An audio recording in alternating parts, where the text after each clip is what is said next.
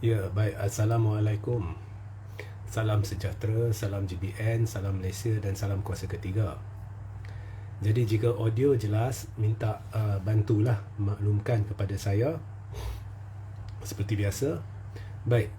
Hari ini saya nak memetik satu kenyataan yang telah dibuat oleh Menteri Pendidikan di bawah kerajaan pimpinan Perdana Menteri Datuk Seri Anwar Ibrahim.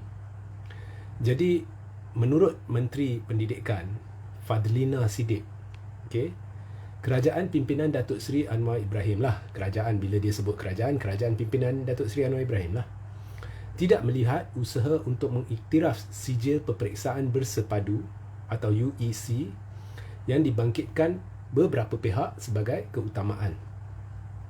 Menurut Menteri Pendidikan Fadlina, pendirian itu berikutan Kementerian Pendidikan masih berpegang teguh pada dasar pendidikan kebangsaan dan peruntukan dalam Akta Pendidikan 1996. Okey. Jadi saya heran ya. Sebab saya heran dan saya diminta ulaslah.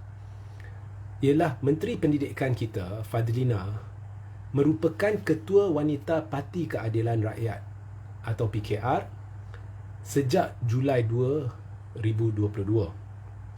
Tahun lepas lah. Dan Fadlina bukan hanya mewakili PKR, dia adalah menteri dalam kabinet yang dikuasai oleh Pakatan Harapan, sebab Perdana Menteri dari Pakatan Harapan. Apa yang mengelirukan saya ialah jika kita lihat dokumen janji-janji manifesto Pakatan Harapan yang bertajuk Tawaran Pakatan Harapan, dan dokumen itu bertema Kita Boleh. Okey. Pada muka 55 dokumen berkenaan, Pakatan Harapan berjanji untuk meneruskan usaha mengiktiraf sijil UEC sebagai syarat am kelayakan untuk kemasukan institusi-institusi pengajian tinggi awam. Jadi saya heran macam mana Menteri PKR boleh berkata demikian. Sedangkan perkara ini diperjuangkan khususnya oleh DAP tetapi secara amnya oleh Pakatan Harapan dan juga MCA. Sebab sijil UEC ini berkait dengan peperiksaan di sekolah-sekolah Cina. Jadi mereka nak iktiraf sijil ni supaya pelajar-pelajar yang tidak menerusi aliran lazim tetapi menerusi sekolah-sekolah kebangsaan Cina ni boleh melanjutkan pengajian dengan sijil tersebut ke institusi pengajian tinggi. Sedangkan kita ada SPM, STPM kita, mereka nak buat asing. Jadi benda ni sudah jadi isu begitu lama dan benda ni diperjuangkan oleh PH, khususnya DAP dan juga MCA. Nak iktiraf. Tetapi bila Anwar sudah pegang kerajaan, ya, kalau tanya Anwar masa PH bermerintah dulu 22 bulan, dia kata banyak tak jadi sebab dia bukan PM. Sekarang dia PM. Tetapi tiba-tiba seorang menteri dari PKR kata isu sijil UEC ini bukan keutamaan dan ini bercanggah dengan kenyataan atau janji manifesto Pakatan Harapan. Jadi lagi satu janji dicapati, saya berpendapat, dan ini memanjangkan lagi senarai janji-janji yang telah dicapati. Tetapi apa yang saya ingin bertanya di sini ialah apa komen DAP dan MCA. Apakah DAP dan MCA hendak beritahu kepada masyarakat Cina? Okey.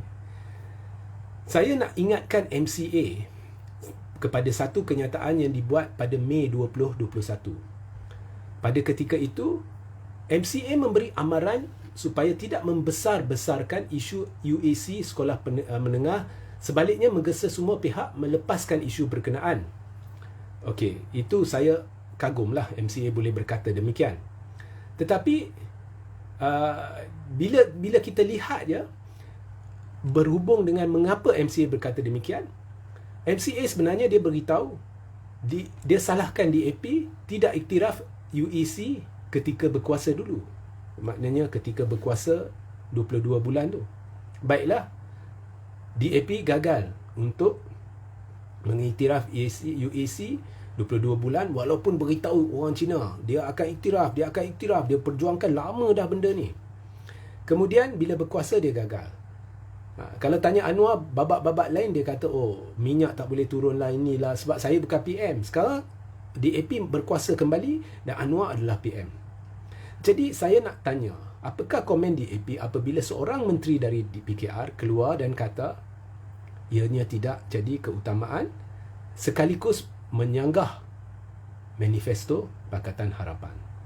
Sila beri penjelasan khususnya kepada masyarakat Cina, apakah kesudahan benda ni? Sebab saya terus teranglah, UEC ni sebenarnya jadi satu bahan politik.